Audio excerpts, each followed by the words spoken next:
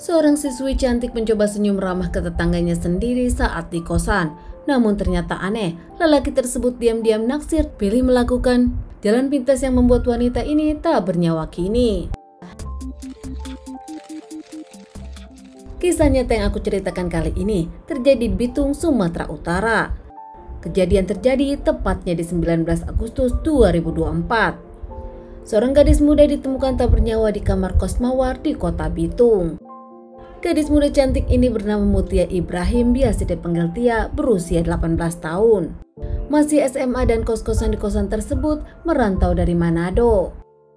Hari itu tampaknya Tia tak masuk sekolah, sang pacar khawatir hingga akhirnya meminta sahabat Tia untuk datang ke kosan mengecek kondisi Tia.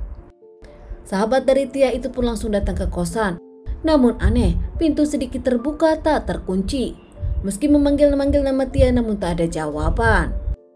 Hingga akhirnya sahabat dari Tia ini masuk dan melihat Tia terbaring. Mencoba membangunkan Tia karena di pikirannya sakit, namun Tia tak bangun. Bahkan sahabat dari Tia ini kaget melihat kondisi Tia yang sudah dingin dan mengeluarkan cairan di bibir. Teman Tia pun histeris langsung melaporkan kejadian ini kepada pihak kosan. Saat dicek pemilik kosan ternyata benar, kondisi Tia sendiri sudah tak bernyawa. Dengan adanya kejadian ini, pihak dari kosan dan sahabat Tia pun melaporkan kejadian kepada pihak kepolisian. Pihak kepolisian langsung datang ke TKP, menyelidiki kasus ini dan tak lama membawa jasad Tia ke rumah sakit untuk dilakukan otopsi. Di tempat kos-kosan Tia sendiri, pihak yang berwajib tak menemukan handphone dan dompet Tia. Dengan kondisi seperti ini, akhirnya pihak yang berwajib pun langsung mengabari keluarga Tia di Manado. Sang mama tak menyangka kehilangan Tia, anak wanita satu-satunya di keluarga mereka. Menurut ibu dari Tia yang pekerjaan sebagai tukang bersih-bersih menyebutkan kalau Tia memang punya cita-cita yang tinggi. Usai menyelesaikan SMP, Tia sendiri dari Manado merantau ke Bitung demi pendidikan yang lebih tinggi. Kini sedih mendengar Tia tak bernyawa. Jasad Tia usai dilakukan otopsi dikembalikan ke keluarganya di Manado untuk dimakamkan. Sementara pihak kepolisian langsung menyelidiki kasus ini, interogasi teman-teman Tia dan seluruh penghuni kosan. Hasil otopsi menyebutkan kalau Tia mempunyai cairan merah di daerah V-nya. Hingga akhirnya pacar Tia dan beberapa sahabat lelaki Tia diinterogasi. Bahkan mereka pun dicek namun tak ada yang positif. Kembali ke penyelidikan awal hingga akhirnya pacar dari Tia menjelaskan beberapa hari lalu Tia curhat. Tia merasa ketakutan di kosannya sendiri. Ada uang Tia yang hilang meskipun pintu tertutup. Begitu juga pacar Tia mengungkapkan, Tia ketakutan karena ada 2 lubang yang nampak seakan mengintip dirinya. Pacar Tia bahkan yakin pelakunya adalah orang terdekat di daerah kos-kosan tersebut. Hingga akhirnya pihak kepolisian kembali menyelidiki di awal. Ada 7 orang laki-laki yang tinggal di kosan tersebut dekat dengan kamar kosan Tia.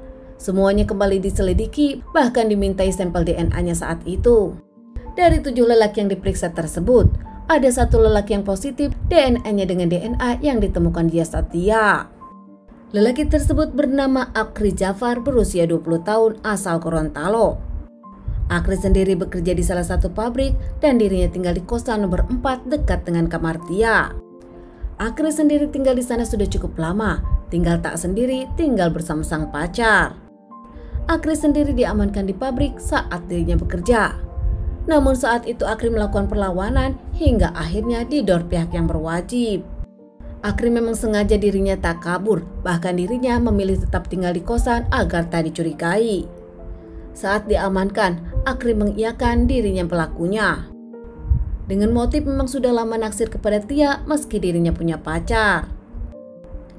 Tepatnya di tanggal 8 Agustus beberapa hari sebelum kejadian, Tia di sana dan nampak bertemu dengan Akri. Sesama tetangga, Tia pun memberikan senyum kepada Akri, namun Akri salah arti. Akri yang memang sudah lama naksir kepada Tia, akhirnya merencanakan sesuatu. Lewat plafon, Akri pun mengintip Tia yang sudah tertidur, bahkan beberapa kali melihat Tia yang tertidur terlentang dengan dasternya. Hingga Akri pun tak bisa berpikir jernih lagi, setiap hari dirinya memikirkan Tia. Hingga sampailah di hari Senin di hari kejadian. Akri pergi ke pabrik dengan sang pacar. Namun saat tengah bekerja, Akri izin dirinya akan memindahkan jemuran dan pulang ke kosan sebentar. Sesampainya di kosan, Akri sendiri mengintip Tia yang sedang tertidur. Bahkan saat itu Akri melihat kamar Tia tak terkunci. Masuk diam-diam ke kamar Tia yang tengah tertidur, Akri pun langsung menindihi Tia. Namun saat itu Tia pun kaget dan terbangun. Tia yang kaget akhirnya berontak membuat Akri panik. Tak mau ada orang yang mendengar, Akri pun melakukan pemukulan bahkan membenturkan kepala Tia beberapa kali hingga akhirnya Tia tak bernyawa. Sadar kondisi Tia sudah tak bernyawa lagi, Akri pun melakukan perkosaan kepada Tia beberapa kali. Usai melakukan aksinya, Akri pun langsung mengambil harta benda milik Tia yaitu dompet dan juga handphone di dalamnya. Sebelum Akri kembali ke pabrik, Akri sendiri sempat mampir ke pasar menjual handphone Tia. Kini Akri sendiri diamankan terkait permasalahan ini. Namun karena kasus ini masih baru, persidangan pun sedang dijalankan. Akri sendiri terancam hukuman 15 hingga 20 tahun penjara. Sementara para tetangga kosan tak menyangka Tia yang dinilai baik dan ramah dihabisi tetangga kosannya sendiri. Begitu juga pacar Akri, tak menyangka kalau sang pacar melakukan tindakan seperti ini. Teman-teman, sekian dulu bahasan kasus yang aku bawakan kali ini. Semoga ini bisa dijadikan pelajaran untuk kita dan ditunggu bahasan kasus-kasus selanjutnya.